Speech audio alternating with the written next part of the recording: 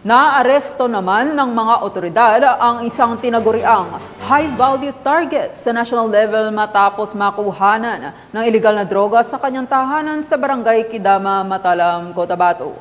Ibabalita yan ni Patrolman Jovelyn Dodoso.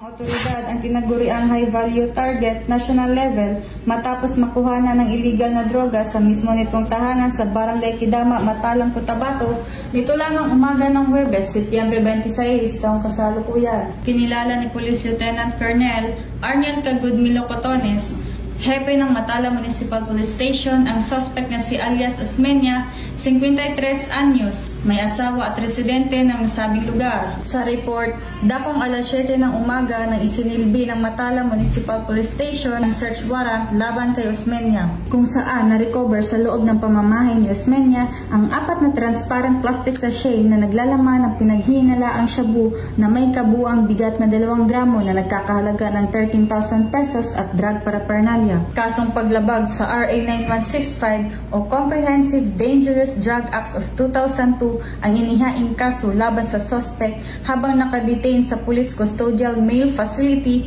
para sa kaukulang disposisyon. Sa kabila nito, patuloy pa rin ang pagsasagawa ng mga operasyon kontra illegal na droga ng Cotabato PNP upang masigurong ligtas ang bawat mamamayan ng lalawigan dahil sa bagong Pilipinas, ang gusto ng pulis, ligtas ka. Mula dito sa General Santos City, ako ang inyong Police News Network correspondent, Patrolwoman Jovelyn Dodoso, alagad ng batas, taga-taguyod ng Balitang Pulis.